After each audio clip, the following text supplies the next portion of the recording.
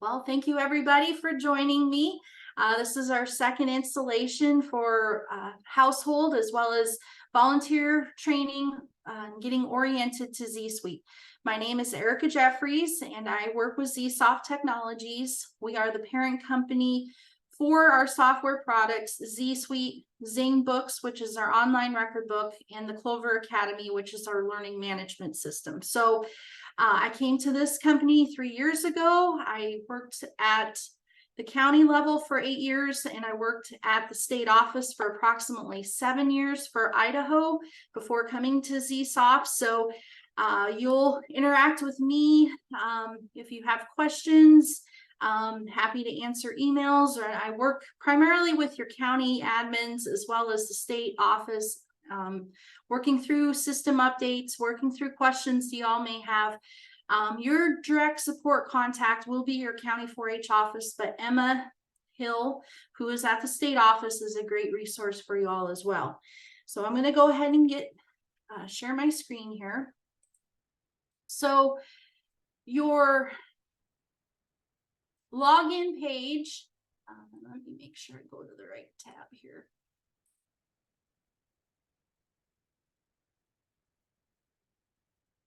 So your login page to access ZSuite is https://4h.zsuite.org.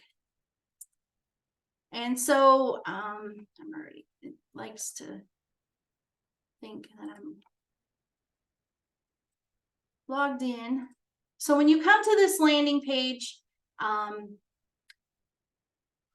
what you're going to see here is log in, sign up, forgot password, click here if you need help. So if you click here, this will give you tip sheets on how to get into the system. If you have not established a household profile yet, you're going to want to click sign up. And so this gives you your starting point to establish your record in the system. So you'll have your household account. The primary account is the gateway for enrollments, and then any youth members or volunteers would set up individual profiles, and we'll walk through that in a second.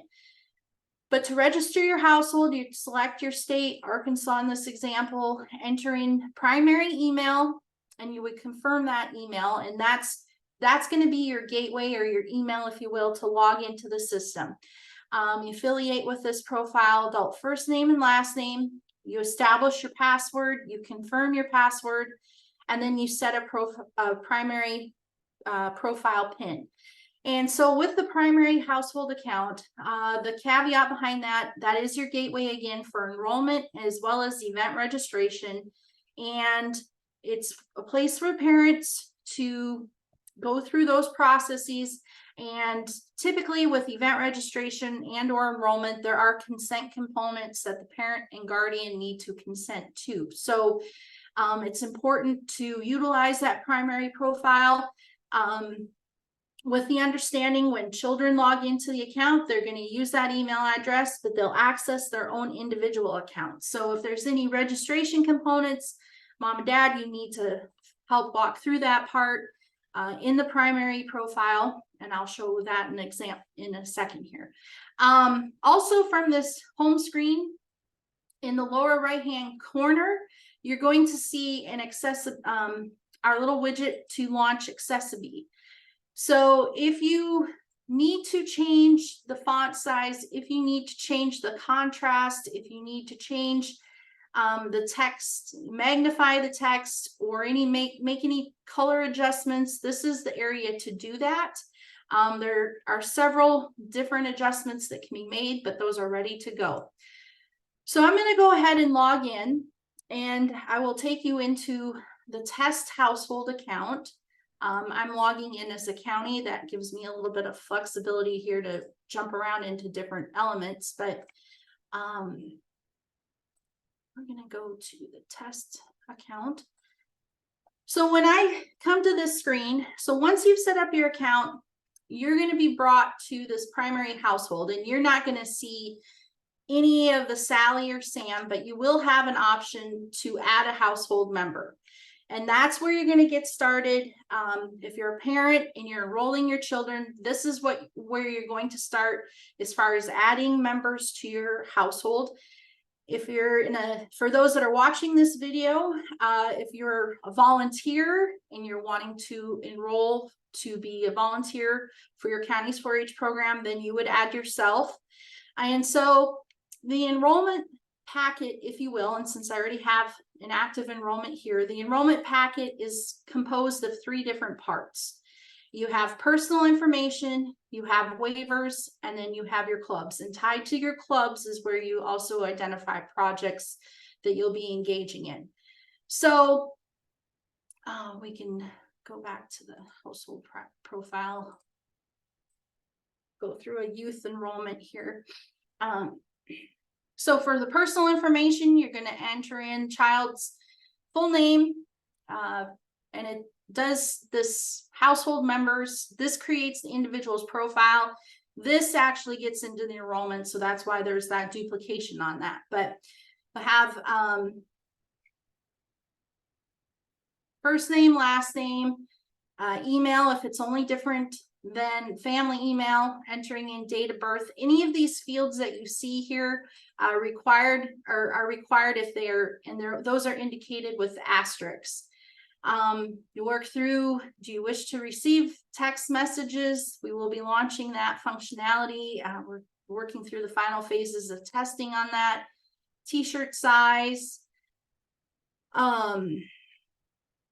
Then questions as far as any involvement did I go back to the, I did go back to the volunteer enrollment. I apologize. Go into Sally's. I was in the right spot. Okay. Sally, her birth date, 4-H age, legal name, date of birth, member cell phone number, cell phone carrier, T-shirt size, contact information. You have the option here to identify a second parent or guardian if you wish. And you also have the option here to identify a second household. If this goes to yes, then the contact fields will populate for that second household. Identify emergency contact information, demographics, school information, the grade, child is in military service if applicable, and then you'll click next. If any of the required fields are not filled out, you will get an error, a little red box, and it will tell you what sections need to be filled out. Especially for new households, and considering this is for the majority of y'all, your first year into the system, you're going to want to try to do this process on a laptop or desktop. For best results, use Google Chrome as your browser. You can try it on a mobile device, but you're going to probably have to do a lot of pinching and rescaling. And this process won't go as nearly as, or won't be as tedious, if you will, when you go to re-enroll. This information will stay, so you don't have to create a new profile year after year.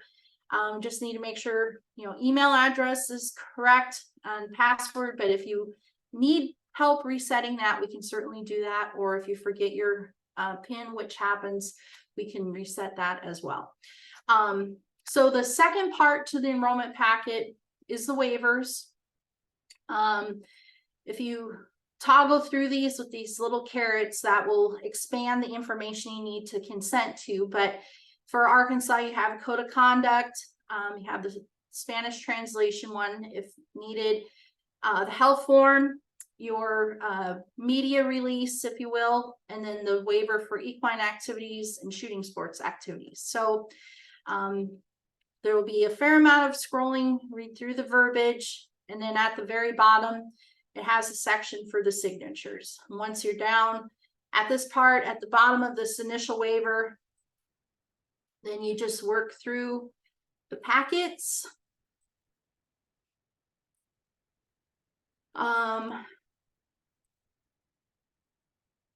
This on the health form, it's going to ask a series of questions as far as the emergency information, and why this is asked again is on events.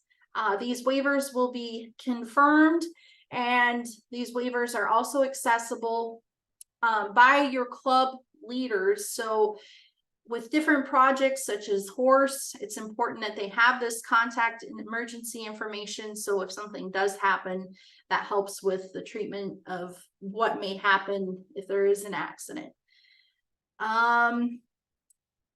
Physician information, health information, allergy information, and then get down to any adaptations if applicable, medications, and then signatures. And that carries forward the same with the media consent piece. You can opt in yes or no in the signatures. Equine activities, and then as well as shooting sports activities. So once the waivers are completed, the next part is to click next and go into your clubs. You can add as many clubs as you would like. To simply add a club, you click the green button.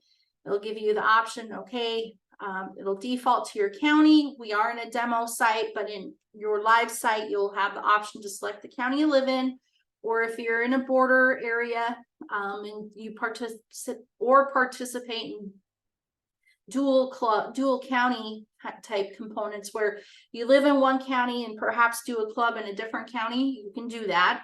You'd identify your club, and then you want to mark which, if you have multiple clubs, which is the primary club.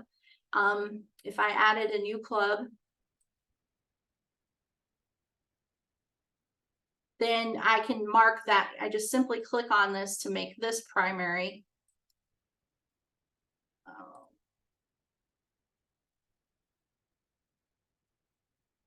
Or should.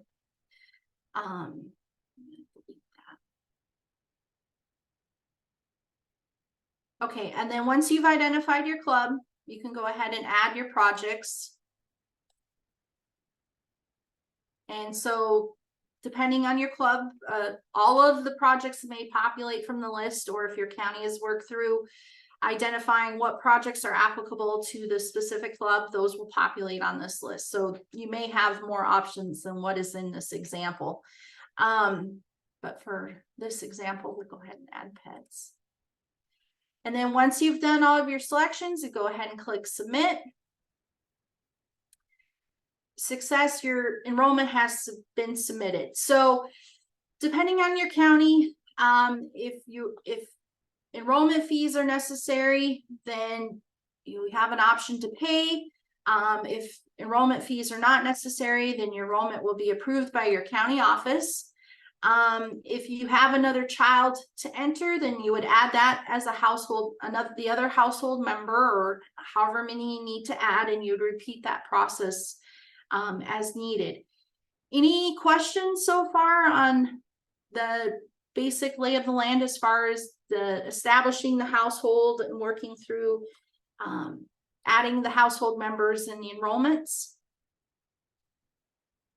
Nope, everything looks pretty straightforward. Okay.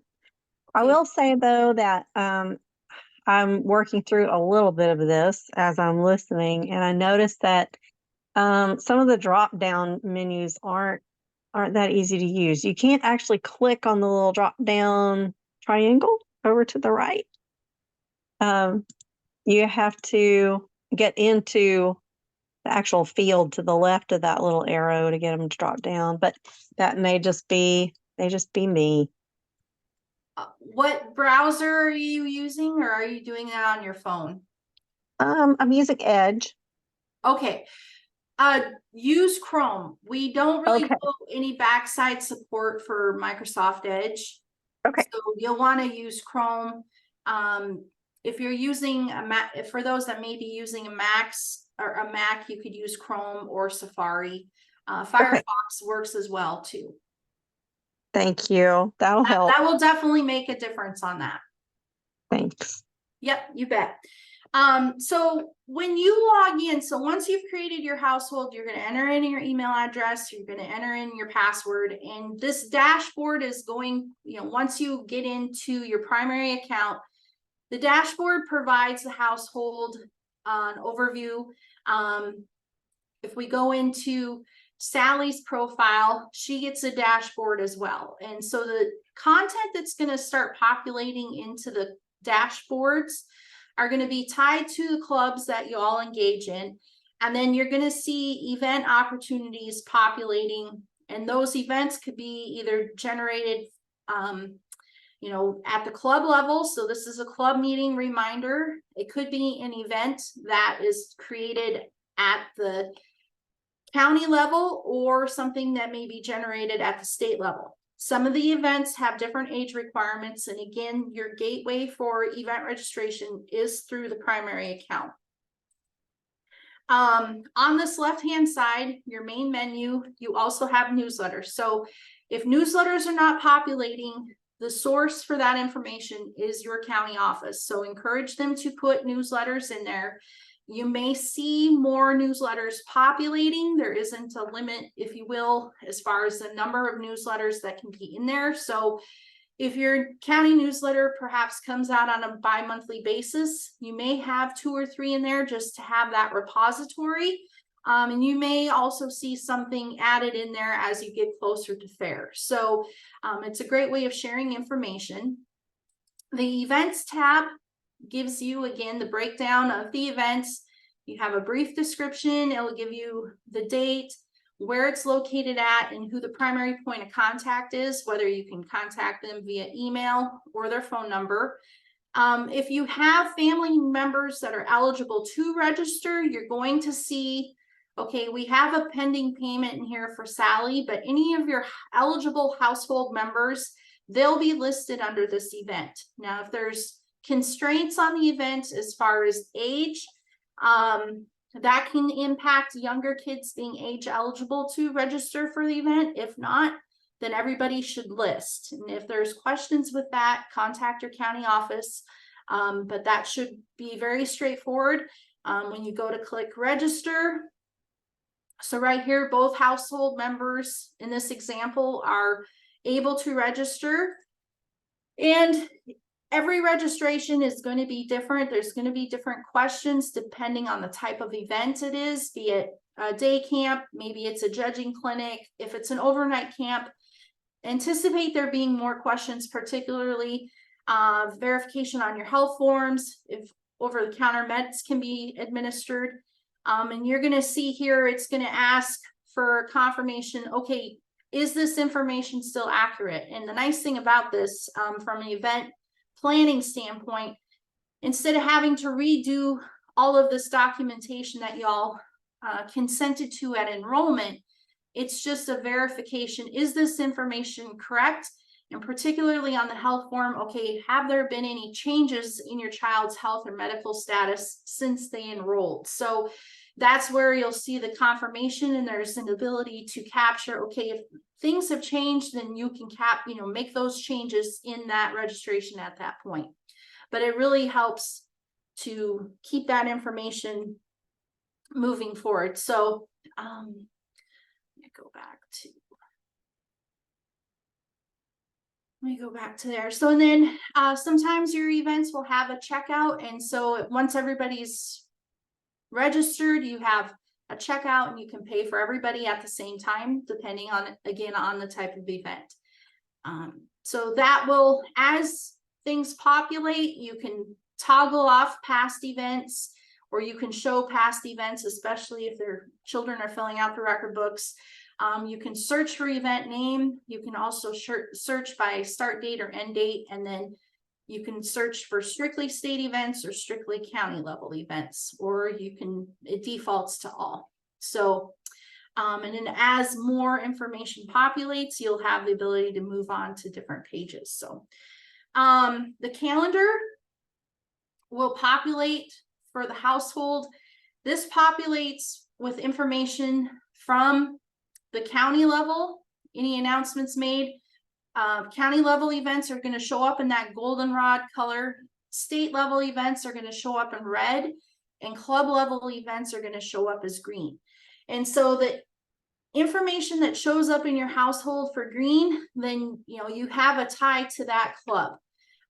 You may not see all the clubs, but you're going to certainly see events as content is added in or events are added. you're going to see more information populating on this calendar for county events and certainly your state events. There is a built-in help repository. So our platform is not app-based, it's web-based. So like I said before, you can use it on your mobile device, regardless if it's an iOS or Android. There is a tip sheet in here. If you just do a search for mobile, it'll walk you through the steps to create the shortcut for a mobile. It looks like an app, but it's just basically a website shortcut. And so it should come up on your phone as a ZS for ZSuite. And on my phone, it looks like this little black square with the goldenrod Z and the blue S. I'm using an iPhone, but as you work through the system, if there's things that you get stuck on, if you do a search, there's a lot of information on there as far as setting up your account or questions on enrollments. And if there's content that you would like to see added in there, we certainly have that. There are some tip videos, just quick little videos that I've created as far as goal setting, project activities. It's applicable even if your state isn't using record books at this point. It's just good general information. And then some ideas on the club leader tools that are available within the system.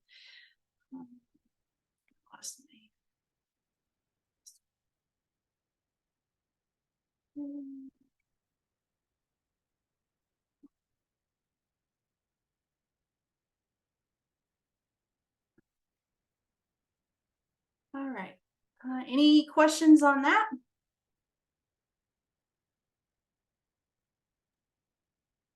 No, but it looks great. Thank you. That's great. We want y'all to be happy. That's what it's about.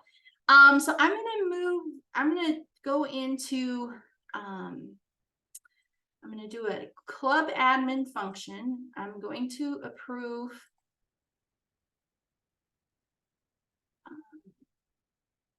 Sam's enrollment. So Sam has enrollment requirements, and this is what a county admin will see. And so from the household level side, I'm gonna hop back over there. What they will see at the household side, primary account, okay, we'll see now that Sally is active, and we'll also see that Sam is active.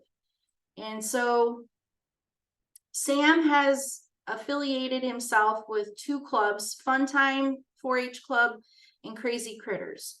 And so if we go to Sam's profile, if you identify yourself as a primary leader within your county for a 4-H club, you'll see here that I'm in Sam's account. He has a very similar menu to what Sally would have as far as dashboard, newsletter, events, or even what you would see at the primary profile. But he has a dedicated club tab here. And so there's a lot of tools available to your club leaders. And so they have their own dedicated home screen for their club. They get a quick snapshot as far as, okay, we have one active leader in this club. We need some other volunteers to sign up. We're not showing a lot of activity here as far as the youth side, but they get a breakdown of volunteer enrollments, member enrollments, just general contact information, quick and easy. Then get a view of the enrollment status. As pending enrollments populate, club leaders will have an approve or not, and that approval is just confirming that that individual is part of the club. It doesn't override the county's approval for the enrollment. And then you also get a real quick snapshot of upcoming events. Sam is able to make announcements. So if there's information that he needs to share to the family, he can quickly add, okay, we have a meeting change or we have a new opportunity. We've been invited to this event. He can make an announcement, and that will populate for the county admin, but it'll aggregate out to his households that are affiliated with his club. So it's a great way of sharing information within the platform, and it really helps just eliminate some of that I don't know between the announcements, newsletters, and then club leaders also can make their own events. And it's just a strict way, you know, it's not like a county event, but it's a great way of advertising, okay, when your club meetings are. All of these events populate on your household's calendar. So it's very easy to set that 4-H calendar for the year. It helps make that 4-H meeting a priority, especially the sooner that this is done. That information's there. The families have access to that calendar and they can go, okay, we need to do X, Y, and Z. We don't have any conflicts with our schedule. We can make this happen. And then they can also see what's coming up, and it really helps for planning. They have access to reports. So again, they can pull project reports for project leaders. They can pull a club member directory. I don't know if anything will populate in here, but they get basic information. So as this populates, they're going to have the ability to send copy those email addresses, send emails direct from their own platform. But there's a lot of different reports in here that will help club leaders manage their information, manage their clubs. The club documents section, this is a direct line between the club leader and the county office. And this is for your club chartering documentation, any of your finances. If you want to report who your club officers are, it really helps keep that information organized. The shared files, sometimes there's event flyers, different opportunities, whether it's for a clinic, whether it's for an open house, those can be shared to your club members. So again, it's another tool. You could also go one step further if you had your whole entire calendar set for your 4-H meeting and something you wanted to have your families be able to post your club meeting schedule for the year on the refrigerator, post it there and it'll get in there. You can also cross advertise your club meetings in your county newsletter too. So I'm a fan of mitigating the I don't know. And having worked at the county office as far as helping out first-year families, you know, the biggie is establishing that club meeting schedule, establishing the calendar, open, you know, being very open to questions. But then, okay, from a club leader standpoint, I can say, okay, go check your account, check in this spot, check your calendar, check the announcements, check where information may be, and they can go right into the system. And he can also, as a club leader, I can walk through on the cell phone, go, okay, here's where we're going to look for it in the system itself on our phone. So there's a lot of power to this platform for club leaders and county admins as far as helping to connect the dots. Oh, yes, I see a question. Can we add items to the calendar ourselves?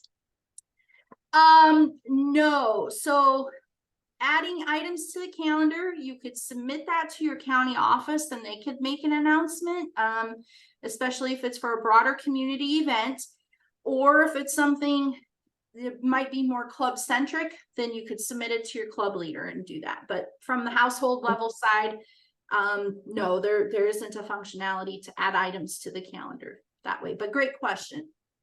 Well, I was just thinking, you know, you said they want to be able to put the calendar on our refrigerator, which I do. I was just thinking it'd be great if we could, you know, click on a date and add an item on our own. You know, yeah, I'm one of those people. Sorry. No, that's okay. Thanks. Let me see. If the county shares the calendar, you could print that calendar off and add those dates, or you have that shared file that's shared from the club level. As far as the other options you do have an option to add a task. So the task is kind of like a running checklist for your household. As far as think of it as an item to-do list. So you can add your task. Okay. Yeah, I see that. In sewing, if you add in your task and add it, then you can edit it. You can edit the task or you can remove it. So your tasks can stay there as long as you want. Okay. Those are more as a reminder, not the direct solution for like self adding to your calendar, but That, hey, it helps. Okay. yeah, help, keep track of different things. Or I think, let me see if the tasks, so your children can add their own tasks specific to them. So if they Oh, need a good. reminder to like work in their record book, if there's information they need to check on, or a prompt, hey, double check that. You, as a parent, you can add a task for them because you can go into their profile. But when they come into their account, they can either, monitor their tasks, and then, they can preview the events. They can't register from their own profile, but as a parent, you can switch to your primary account and register through that way. Okay, thank you. Yeah, no problem. Let's see. So I covered club information. I covered the events. And again, on the newsletter, you're going to see the repository, but it pulls up very quickly and you have the option to download. This will be a PDF document, but it's, the tools that the county has, they have the ability to do a templated newsletter. So it'll be branded, it'll have pictures. You also have the ability to embed video links. So, urge your county to, utilize those tools, but certainly access the information. And then, like I said, as more information is added, depending on your county, you may see one, you may see a couple, but we're working on a notification to your email as the newsletters are updated, putting that in there. But in the interim, you would be probably seeing a lot in the announcement section. So you're going to want to periodically get in the habit of checking, especially once 4-H programming starts. And from my understanding, for y'all, that typically happens in January. But if you have a club that's going to get started, once your enrollments are active status, then you're green and good to go as far as engaging in program. Let's see. From the volunteer side, they do have enrollment requirements. They got to make sure their background check is up to speed. They also have a working with minors component, but once all of their elements are complete and they're active, they're able to start doing meetings as well. So, and if they are a club leader, the club menu tool, if you will, this sub menu won't populate until the enrollment is active status. So, but any other questions?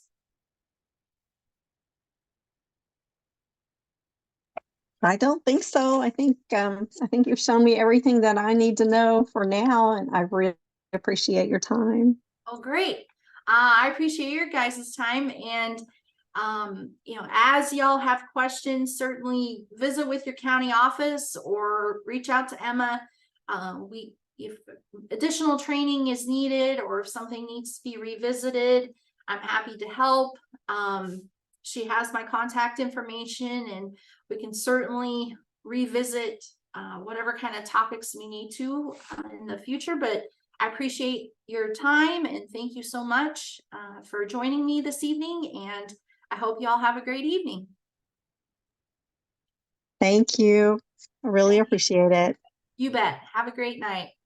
You too. Goodbye. Bye-bye.